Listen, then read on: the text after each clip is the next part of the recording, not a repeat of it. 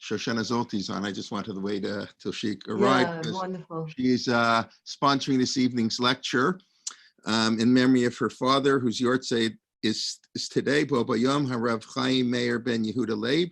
I understand that he was a Talmid Mugav Baruch Ber Leibowitz, and Dr. Zolti, of course, is also a scholar on women's learning. That's her field. She wrote a book many years ago, one of the first books on the topic. All Your Women Should Be Learned. If I remember the title of the book, it's been a while since I read it. And thank you, Shoshana, for that, for the sponsorship. And without further ado, Dr. Naomi, a pleasure to welcome you back for week 3 of this ongoing series on the Bais Yaakov in the interwar years and all kinds of interesting things. Okay, thank you very much. Thank you so much. First of all, thank you to Shoshana Zolti, and I owe a lot to Shoshana and her book, and now we're in personal contact also. So thank you, Rabbi Kelman, for making that happen. And I'm really honored that this talk is going to be sponsored in memory of Shoshana's father. It's very moving, and I always have my own father in mind when I think about these subjects. Some of us were very lucky to have fathers who encouraged our intellectual pursuits, and I don't know for a fact that that's true of Shoshana's father, but I imagine that it is. So for this class, I just want to play around with a few ideas. I said 5. I think there's 4.5 maybe. And I was thinking about 5 ways of looking at Bais Yaakov, or another alternative way is thinking about the myths about Bais Yaakov and how we might revise them with some more information about the movement. So some of them fit into that category. And I think the notion of Bais Yaakov as a Baal Tshuva movement is also a little surprising, because nobody talks about Sarash Nir as Balas Tshuva. Nobody talks, I hope, and maybe I'll just translate in case there's someone there who doesn't know what a Baal Tshuva is. Baal Tshuva is someone who returns to Judaism, and people don't normally associate this, I think, with the interwar period. The interwar period was a period of great secularization, so the idea that there was also a Baal Tshuva movement is something that I think is a little counterintuitive, and that Bais Yaakov was a Baal Tshuva movement was also a little counterintuitive, and but I think it does illuminate something about the movement that is obscured if you just assume that it's a kind of continuation of Orthodox life as always lived. So, you know, a way of looking at the revolution. What kind of revolution was it? Well, one kind of revolution it was a Baal Tshuva movement. And I'm curious to know in the Q&A, I'm hoping to talk not so much so I could get some ideas from you, because these are ideas that are sort of half-baked, in progress. I didn't work this out in the book. I'm not sure it occurred to me when I was writing the book. I think it occurred to me just a few months ago. So what do I mean that Bais Yaakov was a Baal Tshuva movement? I could almost start from any of these pictures, but let's start from the one that's in the middle, which I actually just found last night. I've been working with so many of these pictures that I actually just see a picture on, you Google something and I actually recognize a few of the girls or the women in this picture. And the woman that I recognize in this picture is the one in the middle with the white shirt. I'm assuming she's the teacher, and her name is Gutta Sternbuch. And she wrote a memoir about Bais Yaakov called Gutta Sternbuch. And she also happened to be a friend of the family. And I spent some time in her house in Switzerland. I could talk about Gutta Sternbuch, give a whole class about her, but I just want to say one of the things that she writes in her memoir. So this is a woman who grew up in a frum home. I think they were ger, which was typical of the Bais Yaakov clientele, let's say. And went to Chavatzeles, which was an Orthodox school in Warsaw, went to the Bais Yaakov seminary. So it seems as if this is a frum person from the core constituency of Bais Yaakov who goes to seminary with the full blessing of her parents. What does it mean to call her a Balas Tshuva? I think she describes, and I'll say from for an entire life, you know, wore a shaitel, had 7 kids, etc., lived in Zurich. She says that when she went to Bais Yaakov in 1934, I believe, no, it might have been a little bit after, because she doesn't mention Sarah Schneer, maybe 35 or 36. She went under duress. She had no interest in going to Bais Yaakov. She wanted to go to the university. And as a matter of fact, while she was in Bais Yaakov Seminary, she was also attending the University of Warsaw secretly behind her father's back. And it was a kind of deal she had with her mother that if she went to Bais Yaakov Seminary, her mother would look the other way while she also went to university. So she was a rebel. She thought Bais Yaakov was going to be some horribly orthodox, stifling place. And she, as I said, she went under duress. Her best friend in the seminary, by the way, was Rivka Alter, the Gerab's daughter. And in the seminary, the first class with Yehuda Leib Orlean, the director at that point, basically brought her back to Judaism. She fell in love with his teaching, with his style, with his ability to, she writes about his ability to connect with these sensitive, questioning souls. So let me just close the door because I could hear somebody cooking. Thanks. I live in a small house with a lot of people. So, and how did this affect? So Gutta Sternbuch, one way of describing her experience in Bais Yaakov is that she went from being questioning, skeptical, really, she makes it sound like on the verge of leaving the Orthodox world, to being drawn back into the Orthodox world again. And I think maybe it's pushing it to call her Balas Tshuva, but I think that there's something about that lens that helps us see certain characteristics of Bais Yaakov. And let me give you some other examples of what I mean. So Bais Yaakov, unlike Bais Yaakov today, and I'll just say that Bais Yaakov today is the subject of the last lecture, which is going to be next week. And this is one way in which Bais Yaakov is no longer a Baal Tshuva movement. It no longer has missionary hopes and dreams. It makes no attempt to reach out and bring people into Orthodoxy.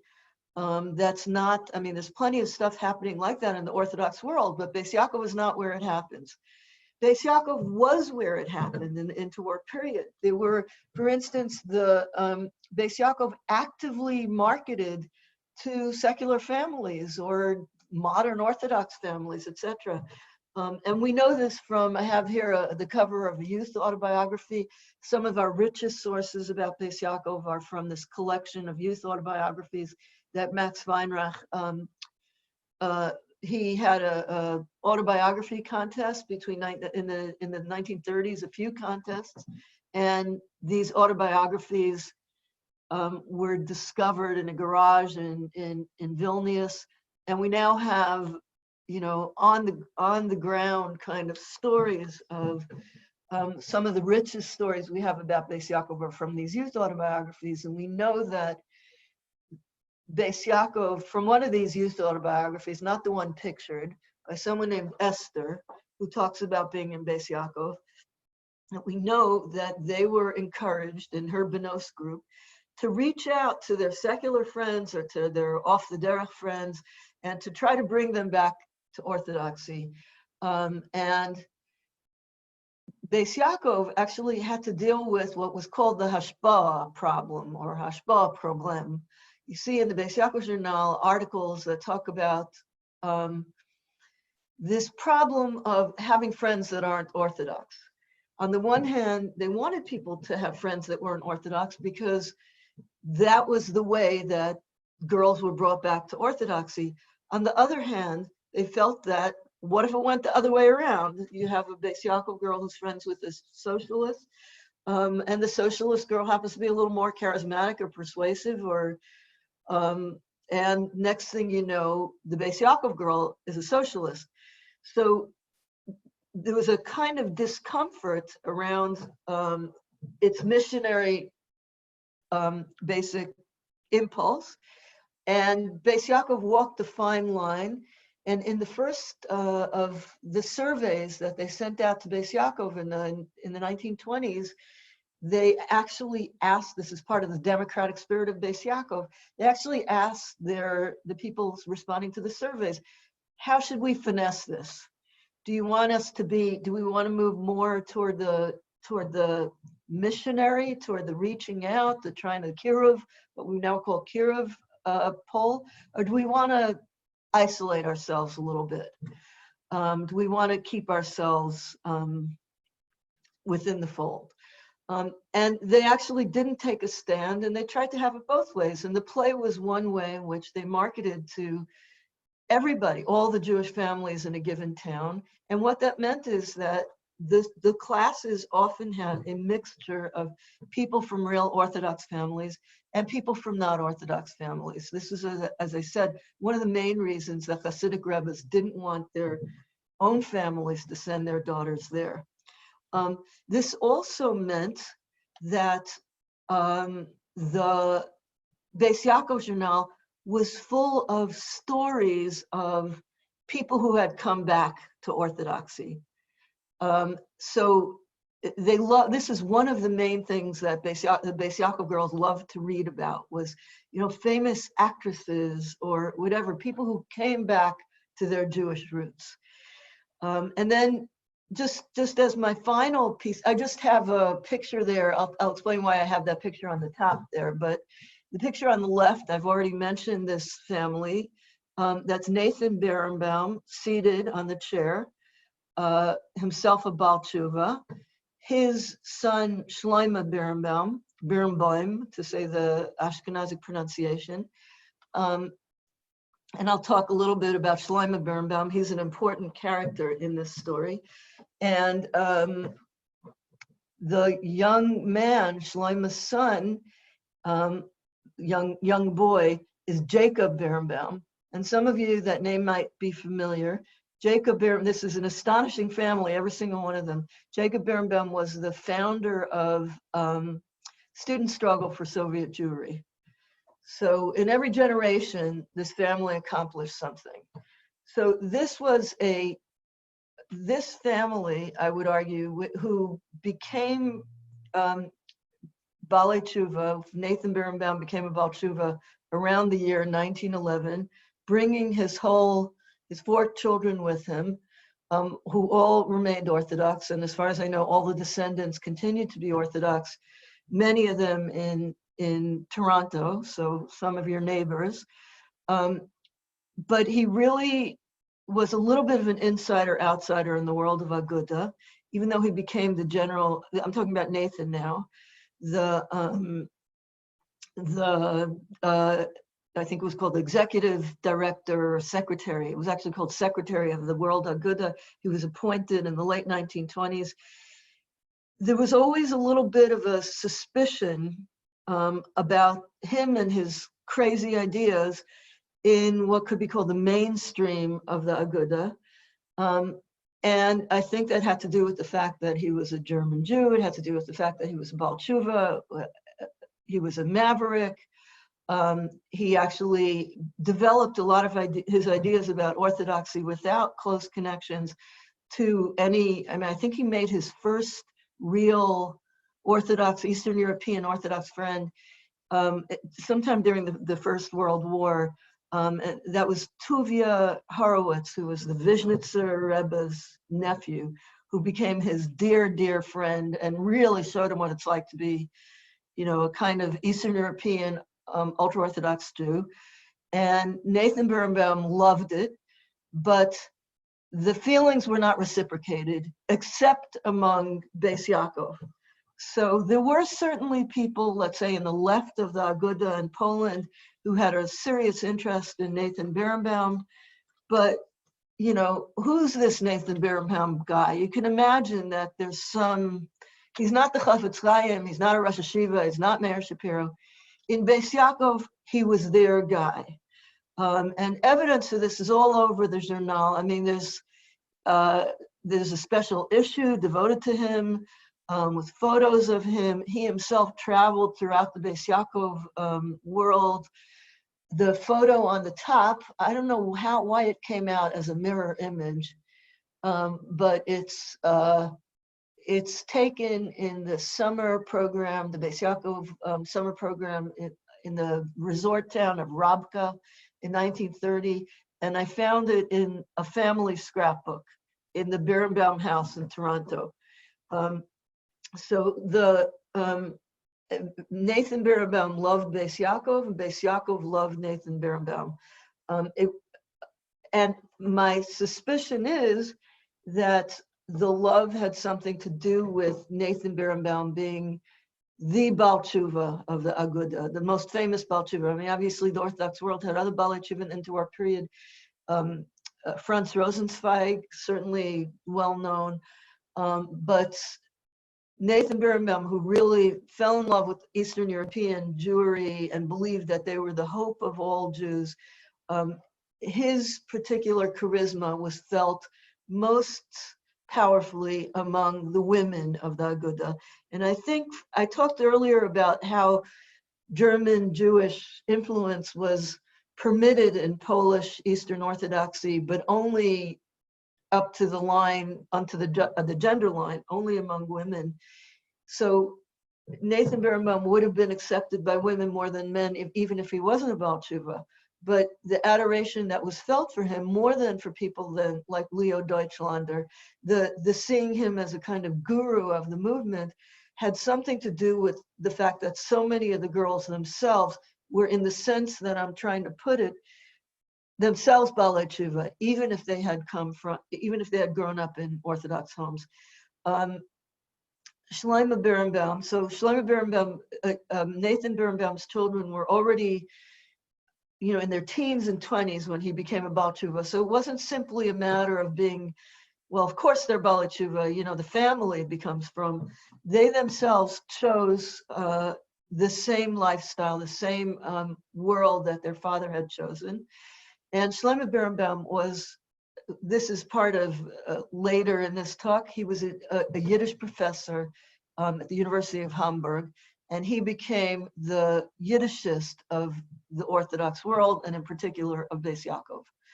So let me say one more thing. I think it's also significant that the Birnbaum family was so influential in bringing a kind of love for art, the arts, we could say, into the Bais Yaakov movement, into the Aguda.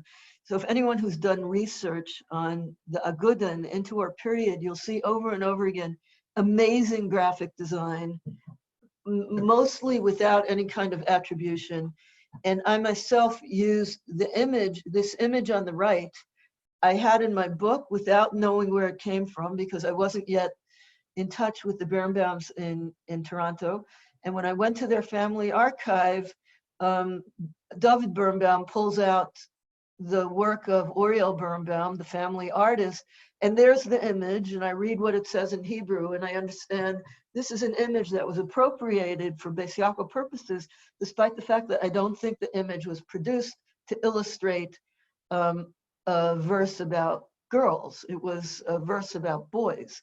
By the way, this kind of appropriation of things that were not written with women in mind or drawn with women in mind by a movement, an Orthodox women's movement, is not unique to their appropriation of Oriel Birnbaum. Basically, almost all the ways in which they rooted themselves in Orthodoxy were appropriations or borrowings or transgenderings, since Orthodox, let's say the traditional Jewish canon or traditional Jewish writings, don't actually provide a lot of legitimation or inspiring passages about how wonderful it is that girls are studying Torah. So Bais Yaakov took their stuff where they could find it. Even the name Bais Yaakov is evidence of that, right? They find a Rashi or a Midrash that says, Ko Tamar Levet Yaakov, Elu Hanashim, there you go. That's the evidence that not only was the Torah directed to girls and women, but it was directed to girls and women first. So you could see how powerful that midrash was for Beis Yaakov. There are many other things like that. So if Uriel's art is one of them, that's just another example. So Uriel Birnbaum produced, I think, much of this amazing art. He produced that Pushka, the Keren HaTorah Pushka. Keren HaTorah was the fund that supported the Beis Yaakov Seminary along with the Yeshivas Chachmei Lublin and other of the good yeshivas and schools in Poland. It's a beautiful pushka. I wish I owned it. If it ever shows up in an auction again, I'm gonna pay for it and maybe use it, put money in it. On the left, this was interesting to me because L'chavod Rav Wolf Pappenheim, Liyom Layat Lo Shmonim Shana, it's a kind of donation. So Wolf Pappenheim, I've already mentioned his daughter, Bertha Pappenheim, the feminist patient of Breuer, patient zero of psychoanalysis, who worked on behalf of Beis Yaakov, was on the board.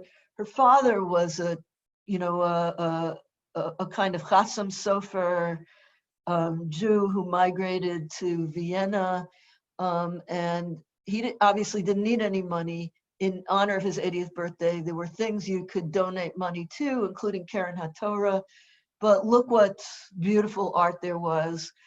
So among the reasons that I think Beis Yaakov was so enamored of the Birnbaum family was also the fact that they had an artist among them, Uriel Birnbaum, who died in the Netherlands in the 50s and was, I guess I would call him modern Orthodox his entire life. The Beis Yaakov Journal always hoped to have enough money to have more art, and they actually championed Jewish women artists and looked for them too. So it's astonishing that this article, they published an article about an Orthodox Jewish woman, a Dutch artist named Anna Halperin, who was actually a ceramics artist with no illustration. But in any case, they had the art of Uriel Birnbaum, and buried under the cornerstone of the Beis Yaakov Seminary building in Krakow. I just paid to have it photographed by a Polish art photographer, is some kind of, I'm not sure if it's a paper or stone, but a kind of document that Uriel Birnbaum made and buried. So he was at the heart of Beis Yaakov education, which included a great interest in art. I think I'm putting this under the general category of what to call the Baal Tshuva character of Beis Yaakov. And I'm curious to know what you think of this. I'm just floating this idea. The other half of the idea that Beis Yaakov was a Baal Tshuva movement is also the prevalence of, let's say, OTD in this world. And the closeness of, I think that Baal Tshuva and OTD, off the derech, people leaving orthodoxy, that these are very closely connected phenomena. And what they mean is that the borders between the secular world and the ultra-Orthodox world were unusually blurry and subject to people going one way or the other. Jay, tell me, just, you could nod. Did I already talk about Shmuel Nadler in this? I don't believe so.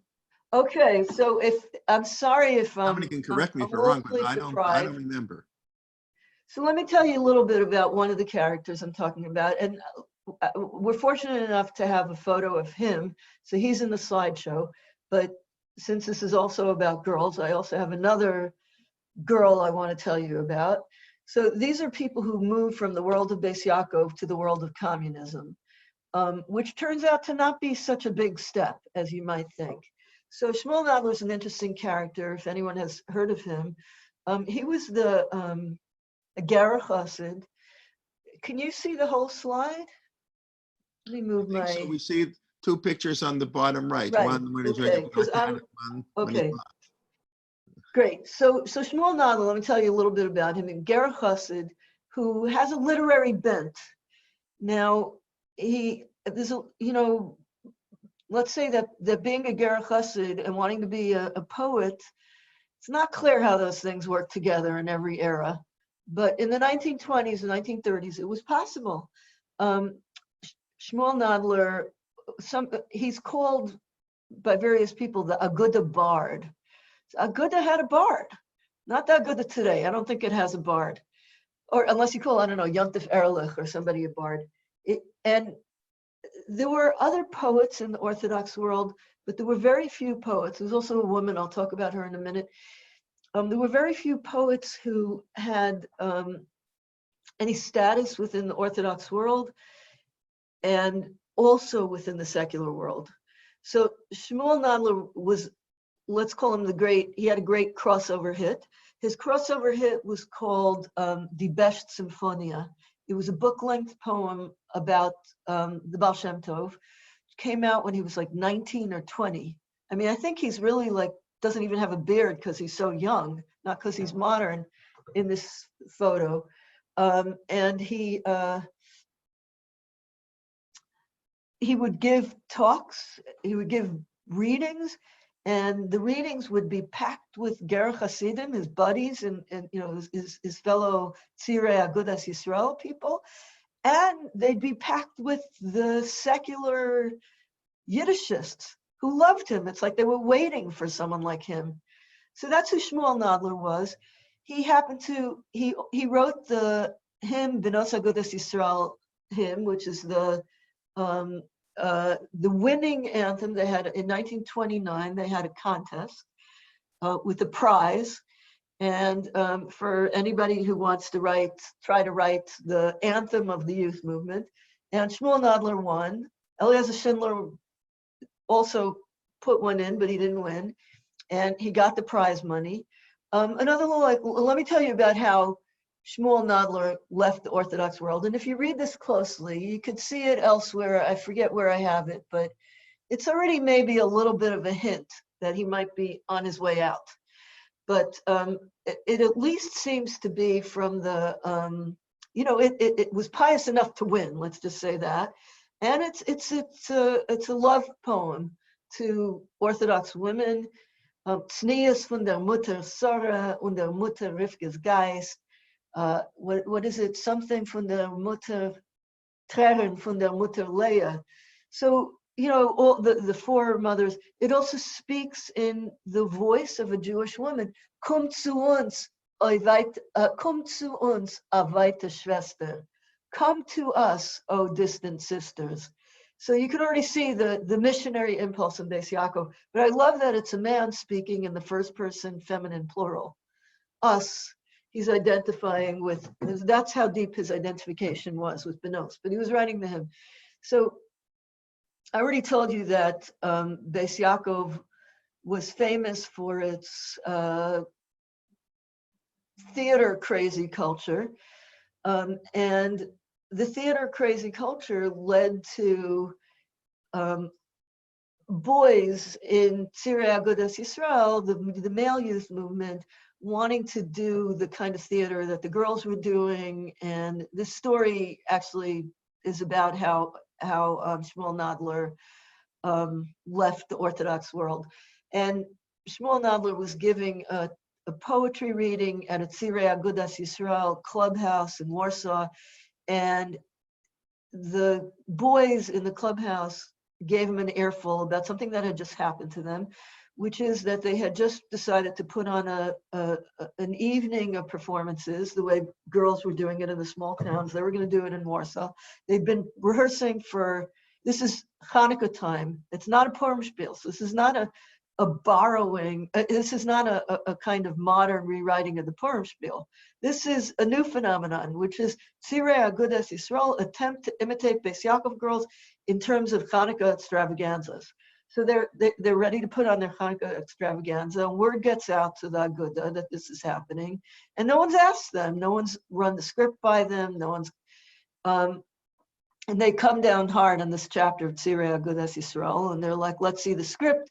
Is the script kosher? What's it about? Who's in it? Is it sexual segregation? They decide, and the boys get a little chutzpahdik. One of them says, is it you can do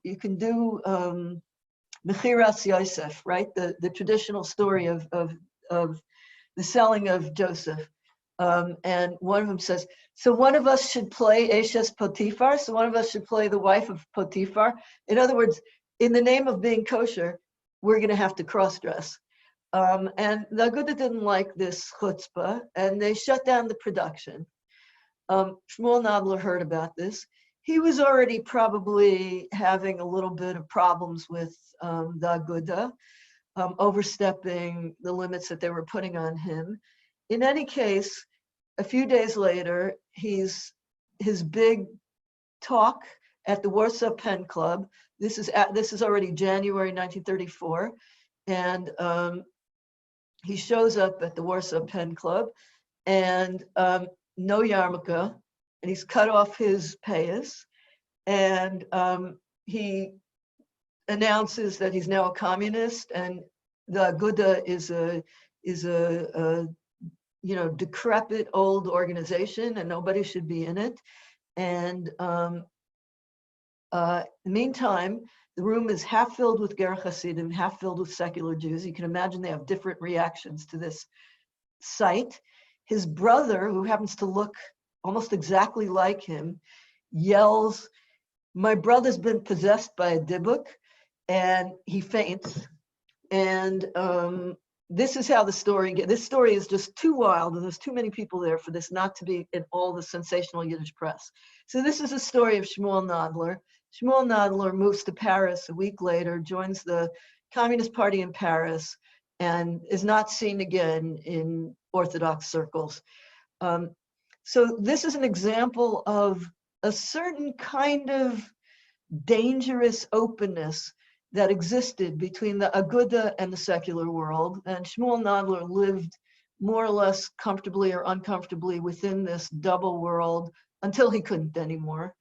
The example I have of a Bais Yaakov girl who did this is a girl named Chansha Bela Holstock, who we know about only from the Sefer Porisov, which is the Yizkar book of the town of Porisov. The town of Porisov, and in the Yizkar book, it tells her story. It says that she was in a nearby town, a well-educated Bais Yaakov girl, and when the Aguda and Porisov decided it's time to open a Bais Yaakov, they brought her in from the next town, and she set up shop in Porisov, and she immediately became not only a kind of superstar, charismatic Bais Yaakov teacher and Benos leader, but also had all these Tzirei Agudas Yisrael, young boys, also studying at her feet, which is a little not exactly the way the Aguda envisioned these two youth movements operating. But everything, she was so charismatic and she's so apparently devoted to the Aguda that people looked the other way until one day, a shipment of books from Warsaw for the Benos Library was mislabeled and ended up in the wrong house, and somebody opened up this book, the shipment of books, and it's communist literature, and the rumor goes around town that Chansha Bela is a communist, and she's basically run out of town, and there's such turmoil in the wake of her leaving that basically Aguda falls apart in that town entirely. The Bais Yaakov falls apart, everything. Now, the implication in the Sefer Porisov is that she was some kind of double agent. She was a Bais Yaakov girl. She was a communist masquerading as a Bais Yaakov girl. I've actually read enough of these kinds of things. Gutta Sternbuch mentions another kind of overlap, that actually Bais Yaakov probably had teachers, certainly students, who were both communists and certainly socialists, and also Bais Yaakov girls. That the border, despite the fact that Bais Yaakov was officially anti-communist, as it was anti-Zionist, as it was anti-socialist, etc., the fact that the Aguda had a socialist party, the fact that there were these kinds of blurry borders between socialists, communists, Zionists, and even Bais Yaakov means that it's extremely possible that what you had in Parisov was a Bais Yaakov teacher who was also not secretly a communist, maybe secretly, but equally a communist and a Bais Yaakov girl. I really think that that's at least as likely an explanation as that she was some kind of double agent. And I think that this describes something of the, I talked about the blurriness of the borders and the restlessness of the youth of this period, that people went back and forth between the Orthodox world and the non-Orthodox world, and sometimes even tried to live impossible double lives, like Gutta getting her PhD and also working in the seminary. Okay, just quickly, two more things to look at. When do we stop? We stop. I should stop at like in 8 minutes, 10 minutes, right? No, I'd go a little longer. Go and The Q&A. There are not so many questions. I'm following. Okay. So Orthodox Yiddishism. So first of all, what does that even mean? Like, people are just, why would you need? Of course, Bais Yaakov were Yiddish speakers, right? So,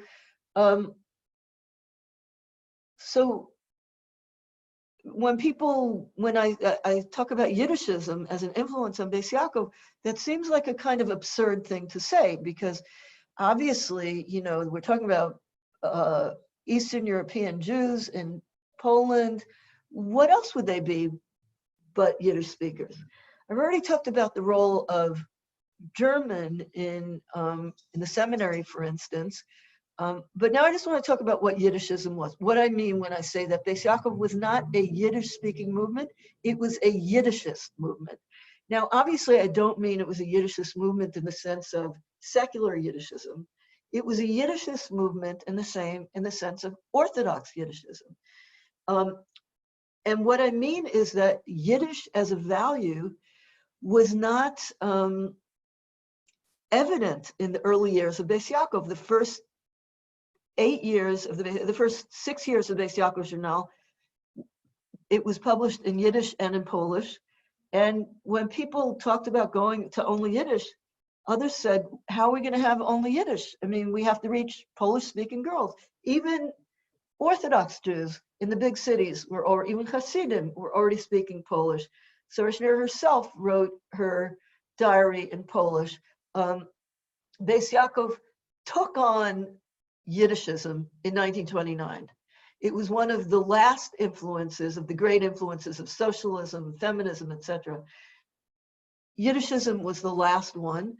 And as further evidence that it wasn't the sort of natural part of the environment of Bais Yaakov is the fact that it was imported. It was imported, and how was it imported? It was imported from Germany through the Birnbaum family. The Birnbaum family sent visitors everywhere they went in Eastern Europe. They said, Nathan Birnbaum, Shlomo Birnbaum, they said, you people don't understand what you're giving up. You have an amazing language called Yiddish. You must keep to Yiddish. You must embrace Yiddish fully and wholeheartedly. They worked tirelessly to revive to revive Yiddish in Bais Yaakov. They also wanted to revive it elsewhere. They wanted to also influence yeshivas and places like that, where Polish was also making inroads.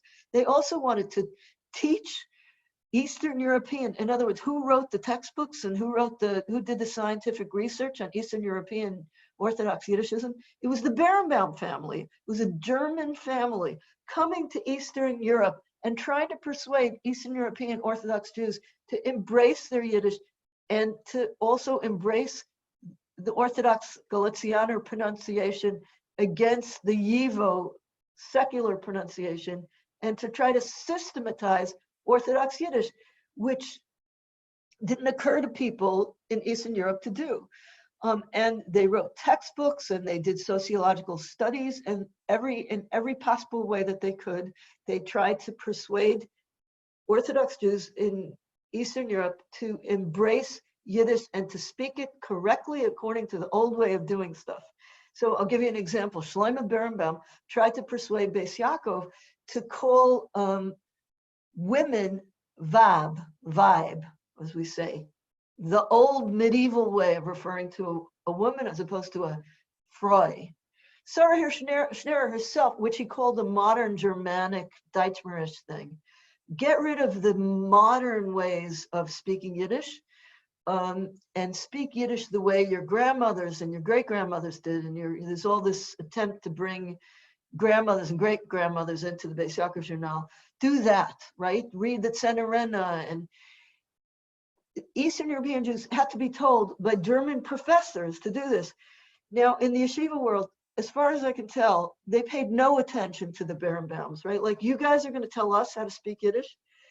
Because Bais Yaakov was a Baal Tshuva movement, the idea of returning to Yiddish was something that they can embrace as part of their return. And I literally mean return.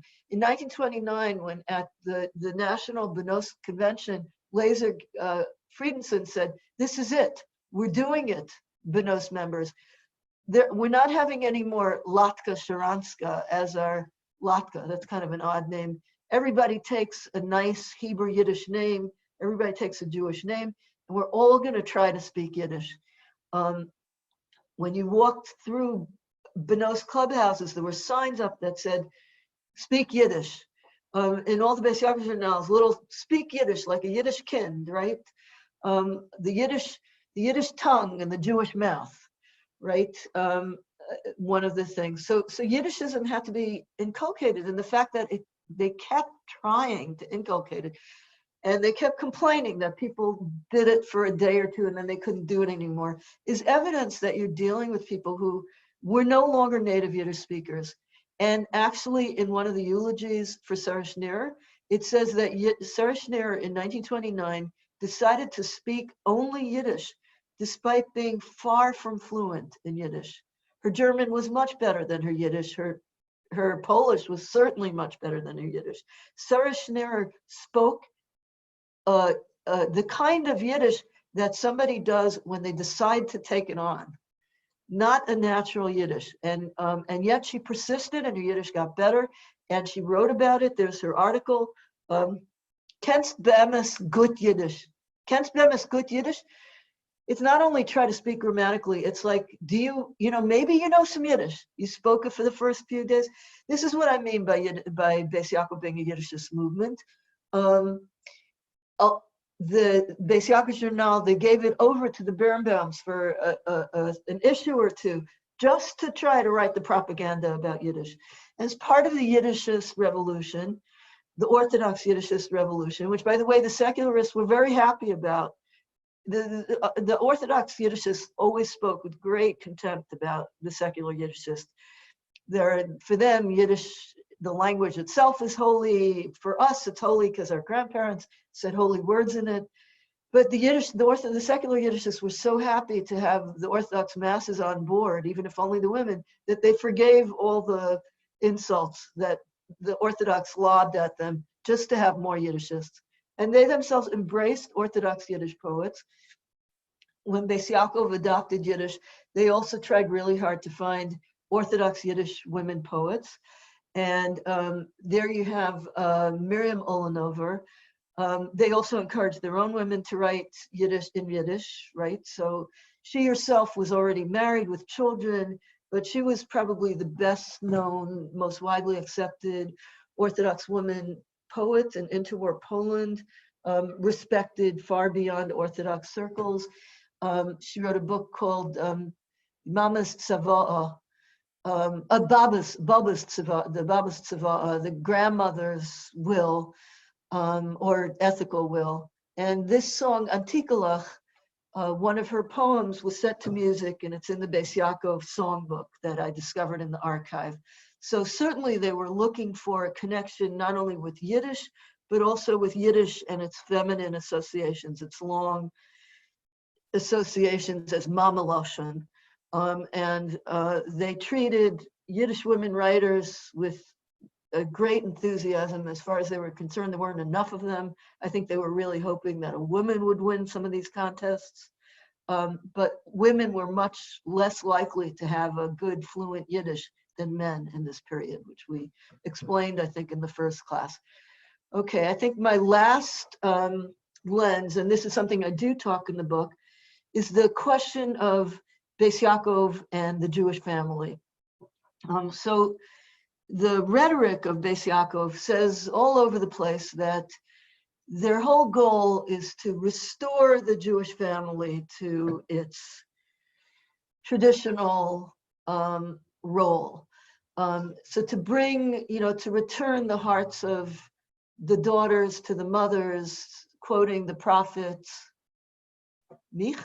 Who's the prophet that says that? Okay, one of the 13 prophets. Oh no, maybe it's Isaiah. Anyway, whatever, a famous line in one of the prophets about that when the Messiah will come and bring the sons' hearts back to the fathers and the daughters' hearts back to the mothers. This is commonly cited in Bais Yaakov. In other words, we're going to restore the Jewish family, which has been so damaged by secularization and radicalization and etc. So Bais Yaakov, let's say, talked the good talk, but what it actually did is not so much to restore the Jewish family as to replace it with a family in quotes, to replace it with a sort of metaphorical family. What I mean by this is that Bais Yaakov was full of the language of family. So here I have an article, but there are many I could have chosen. Schwesterliche Freundschaft. This is an article about Talmidas and Bais Yaakov seminar in Wien. So a photo of Bais Yaakov girls not in the center of Krakow, but rather a little bit what we would call in contemporary Orthodox parlance, out of town Bais Yaakov. And yet they feel this sisterliness to their sisters in the other seminaries.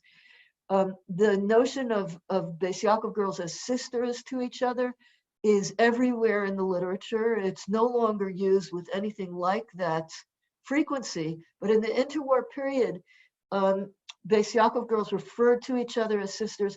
Sarah Schneer herself called Bais Yaakov girls sisters, and Benos, certainly in the youth movement. In this way, it was similar to other youth movements. It's similar to, I think, Deborah Weissman in her thesis about Bais Yaakov compares this to the nomenclature in, the Black Panther movements. Many movements, youth movements, replace the family but borrow the language of family. So it's certainly the case that Bais Yaakov did this. And despite the fact that Sarah Schneer, I believe, wished that people would see her as yet another sister and didn't ask to be called Mama Sarah, she herself was called Mama Sarah. And in fact, the collection of Hasidic tales about Sarah Schneer is called very similar to the title of the Miriam Olenover collection of poetry. It's called the Mama's Tzava'ah. So the mother's ethical will.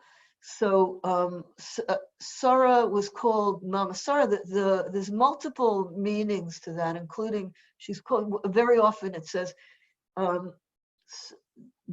Sarah Imen, sorry, how do they put it? Like Sarah Imenu, like the matriarch Sarah. Unfortunately, Sarah Schneer had no children. But every Bais Yaakov girl, for the rest of time, is her daughter. I can't give a citation to that because it appears so many times. This idea that Sarah Schneer was the mother of all Bais Yaakov girls for all of history, for all of time to come. It's interesting that her role is in some sense domesticated by turning her into a mother. I've already said, unlike Sarah Imenu, unlike the matriarch Sarah, who was married, whatever that means in biblical terms, and was infertile until Isaac was born, Sarah Schneer was not infertile, never had Isaac, but rather a divorced woman with no children because she was unmarried for most of those years of her life. So the Mama Sarah, like so many other things about Bais Yaakov, covers over through the use of, let's call it pious language, a much more complicated reality. And along with the complications of her being a divorced woman, she was also one of, I now no longer know how many children Sarah Schneer, as how many siblings Sarah Schneer had, because I miscounted in the book, yet another thing I have to fix. But I recently heard that she had 13 siblings and not the 8 that are described in the interview with her nephew that was published in 2002. These are 2 of her siblings, Yaakov Schneer on the right and Manya or Matilda Schneer on the left. The photo of Matilda Schneer appeared in my email inbox in the last 5 days. Matilda Schneer was not only Sarah Schneer's sister, but also in many ways her best friend. And this Sarah Schneer actually used her as a kind of emissary at various times. The postcard that had that photo of her was sent from the family of an Aguda activist family, if anyone knows, Shapsa Schoenfeld, who was the secretary of the Aguda at the World Congress of 1929. So, Sarah Schneer traveled with the sister Manya, in other words, an actual biological sister, and sent her to the graduation when she herself was too sick to go. Her brother Yaakov, whose son Tulo survived the Holocaust and moved to Tel Aviv, and who has living children, who I was in contact with to figure out this family situation, was very, at the most, I would call him extremely modern Orthodox Jew who went to shul a few times a year. I don't even think you could call him modern Orthodox. And basically Sarah Schneer's family, who don't appear, they have no, in other words, Sarah Schneer as the emblem of the traditional family covers over her own family history, which itself has many completely irreligious siblings in it. So she had a brother who's totally irreligious. She also had 2 Hasidic brothers. So the family spanned the range. So what the actual Jewish family looked like in the case of Sarah Schneer was complicated to say. And to talk about a tradition, and it also gives you a feeling that Sarah Schneer herself, it was also in a sense a Baal Tshuva in this, insofar as she made an ultra-Orthodox life for herself within a family background in which, at the most, a kind of modern orthodoxy would have been expected from her as a woman. Men had other options. So the language of family here, which is so nostalgic and so pious, when you start looking beneath it, you start looking at Sarah Schneer's family, you see something different. And one of the passages that I quote in my book from Sarah Schneer's funeral is a passage in which Sarah Schneer's body is brought down from the apartment where she's been living with her mother and her husband. She remarried late in life, and it's being taken to the cemetery. And in Krakow, the reporter tells us women do not go to the cemetery for funerals, and the streets are full of Bais Yaakov girls looking at the coffin, walking away, and not being able to follow. They're not allowed. And the reporter is looking at this group of girls looking at Sarah Schneerer's body being taken away, and then he notices Sarah Schneerer's mother's face in the window above the group of girls. And the last line of the description says, her daughters, her mother. And these two meanings of what Bais Yaakov family was, the mother who's otherwise never mentioned, in other words, the mother of the mother, the actual biological mother of the spiritual mother, is losing Sarah Schneerer, right? Sarah Schneerer died at the age of 51. And her daughters are losing their mother. So I talk about this as a split screen effect, but it's a kind of horizontal split screen of the mother who's never mentioned because Sarah Schneerer has to be the mother. And then the daughters who are not the real daughters. And somehow the reporter sees them at the same minute. And the two meanings of family, which otherwise are just covered over by this rhetoric, suddenly appear to him in their tensions. So this is what I mean by the kind of tensions of the issue of family within the rhetoric of Bais Yaakov. So that's all I have for you for this week. For next week, some of you I know are curious about how to think about Bais Yaakov today in relation to the story of Bais Yaakov in the Torah period. And that's what I plan to talk about in next week's class, which is also the final class. So that's what I got, guys. 6:27. Okay, 6:27 in Berkeley, California. Okay, if you want, I'll summarize some of the questions. So maybe I'll start. It's interesting, sort of three comments on Yiddish. I sort of took almost contradictory comments that on the one hand, weren't they afraid to speak Yiddish because it was sort of very, very secular language, the whole secular Yiddish thing on the one hand. And on the other hand, that the Jews did speak Yiddish because they hated Polish because of, I guess, the anti-Semitism in Poland. They didn't like, and then also the fact that her Yiddish wasn't fluent would seem to imply that in her own home, they didn't speak Yiddish. How could Sarah Schneer grow up in a Belzer Hasidic family and not speak a fluent Yiddish? So maybe you want to comment on that sort of. Yeah. So Yiddish. first of all, the secular Yiddishism, Bais Yaakov was always borrowing things from secular movements, and then it had to say, but we're not like them. So, Bais Yaakov, a lot of people would call it a feminist movement. Anytime it came up, it would be like, but we're not feminists. So, but we're not secular Yiddishists. We're not secular, we're different. So they always insisted on their difference, and they were different. There's no doubt that they were different. In terms of them hating Polish, not actually the case. I mean, they may have hated some Poles, but they loved Polish. Sarah Schneer loved Polish. She quotes the Polish poetry in her diary. She writes in many different times, and she clearly knows Polish poetry by heart. And she wasn't the only one. Basically, she had a public education in which Polish literature was taught, and it was her favorite subject. It was my favorite subject too, not Polish literature, but English literature. It was often the favorite subject for girls. It still is. She knew Polish literature backwards and forwards, and then she also knew German literature. How is it that her Yiddish wasn't fluent? How is it that my Yiddish isn't fluent? Yiddish was the only language that I spoke till I was 5 years old.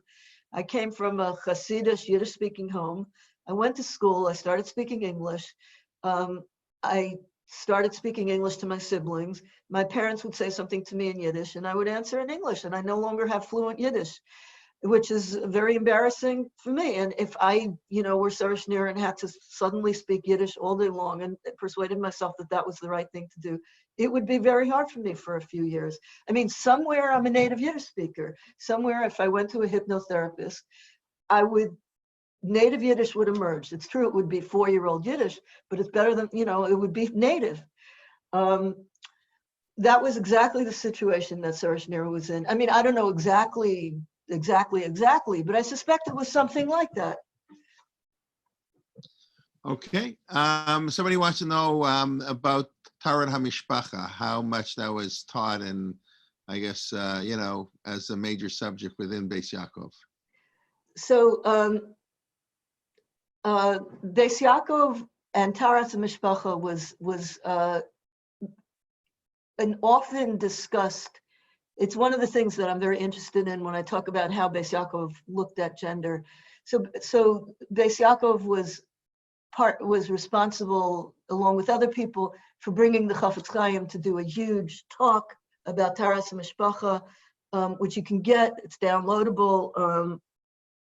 Speaking to women with the men in the women's section in the Great Synagogue in Vilna in 1933. Taras Mishpacha was part of what they wanted people to know, but it was more niche than Bais Yaakov. Bais Yaakov, one of the differences, just to give you a little peek into next week, they weren't into teaching girls how to be good wives. It was a moment, it was actually delaying marriage and focusing on being, and this is, I really believe, Sarah Schneer's influence. Sarah Schneer, when she talks about, she also wrote about Taras Mishpacha, and she did it so oddly, without mentioning marriage, she mentioned science. A lot of during the interwar period, it was a real attempt to somehow produce not only the discourse that we're familiar with today about it makes your marriages better, more harmonious, there's tons of that. They borrowed all of that from German Jewry. So during the German, it's available. I mean, it's not as if they invented it from scratch. There's one rabbinic opinion that says that. And in the rabbinic opinion that says this, it says it'll make the wife more appealing to the husband. Bais Yaakov, they don't care about making the wife more appealing to the husband. They said it works the other way too. So they sold it as marital harmony for both members of the family. In other words, they took one opinion in the rabbinic lore and they made it the whole story. So obviously this is what they have to do. They have to go through the rabbinic sources and they have to figure out what's going to sound best to girls. That's a big part of what Bais Yaakov did in terms of packaging orthodoxy to make it acceptable and ideally even appealing to girls.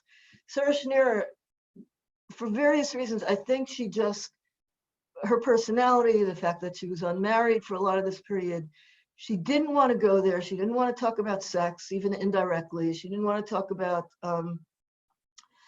marital harmony when she had had such a miserable experience herself. For whatever reason, she doesn't participate in this discourse. And she produces another kind of interesting discourse that relates it to science that's almost gone. I mean, you never hear it in the Orthodox world today, but I think it relates it to science and to nature. And for her, she wasn't interested in gender. She was interested in science, nature, and God. And anything that sort of produced kind of focused on sexual differences, I think was a little unappealing to her. So to me, it's a little bit unfortunate that we've only picked up on one strand of the interwar period discourse on Taras Mishpacha. And the one that Sarah Schneer championed is now so odd, it's hard to even get your brain around. Somebody want to know, I don't know if you want to talk about it all. You've, of course, alluded to it many times, the story with her divorce. I guess, as you said, her miserable marriage and her many years of singlehood afterwards. I don't know if you want to comment on that or not. Well, I talked about it. What does the person want to know in particular? What's the story with the divorce? In other words, I guess I don't know, but they can, you know what, I'm going to unmute people. Let them speak up if they'd like. But I just unmuted everybody. You can mute yourself. Oh, Yeah, great. I'm stopping to share so I could see more people. Right. So I was the one that asked the question, and it was really general. Just what was the source of the divorce that was miserable? Was it abuse? Was it No. So Sarah Schneer says when she's engaged that she's not happy that it's not an arranged marriage, but she also she wishes that someone had just told her, here's your guy, and that it was some guy that was like a chassid. She wanted to marry a chassid. She didn't like, he wasn't firm enough, was part of the problem. But then when it came right down to it, she also wished she felt something emotionally for him. And one of the things she says in her diary is, I'm a monster. I feel nothing for this man. Mm. So she, in some way, she wanted, how did they meet? It was a shidduch date. She was set up. He was a pretty well-to-do businessman.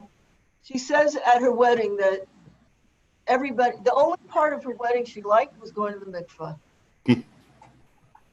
She said that was a true spiritual experience. And then she was like, why am I so picky? I'm not so beautiful or rich myself. was the sort of thing where he remarried and had kids. Shmuel Nussbaum. He was what I would call modern Orthodox. He wanted her to keep working as a seamstress. He wasn't supportive of her dreams. He thought she was cuckoo. Everyone in her surroundings thought she was cuckoo, including her parents. I mean, she says so over and over again. People think I'm crazy. What kind of crazy dreams do you have? What are you going to do? How are you going to do it? See, he wanted her to work, so that wasn't the issue. He liked the extra income, but she couldn't. Not only was she not in love with him, and she said she hated the wedding, all these people smiling and congratulating her.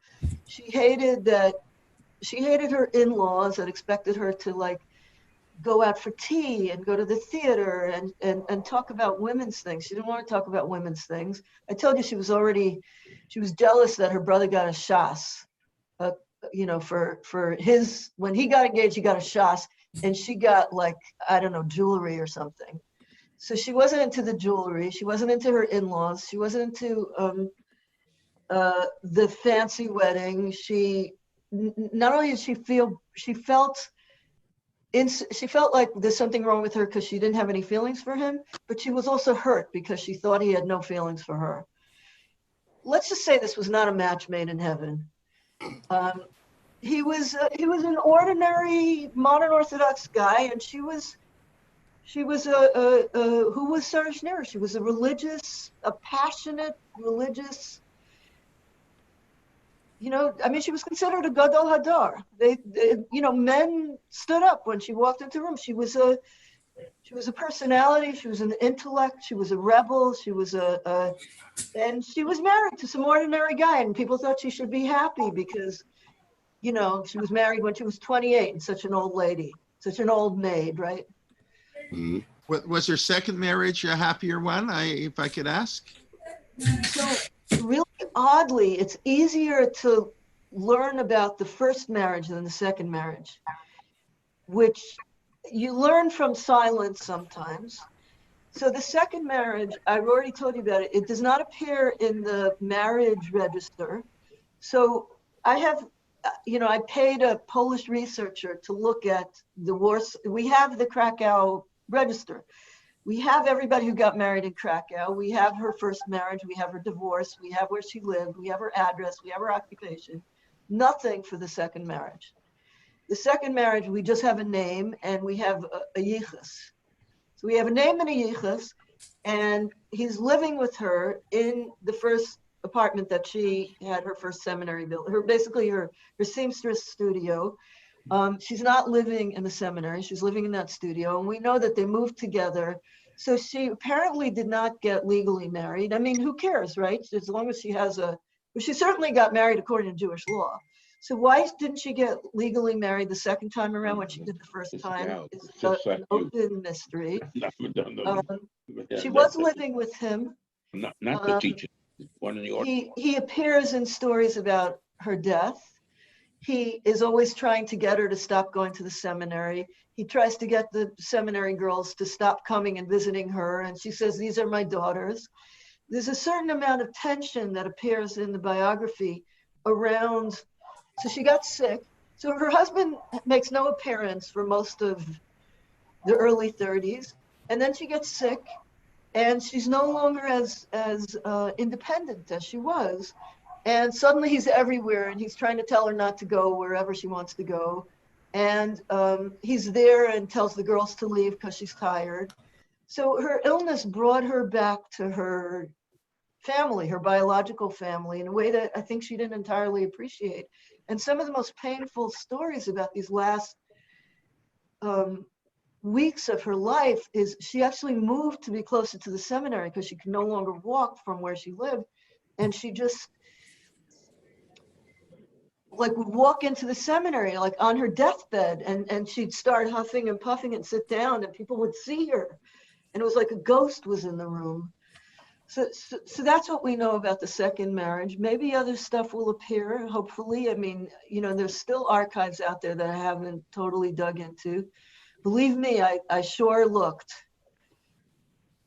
Well, it's very, I don't know what the word is, tragic, the myth and the person.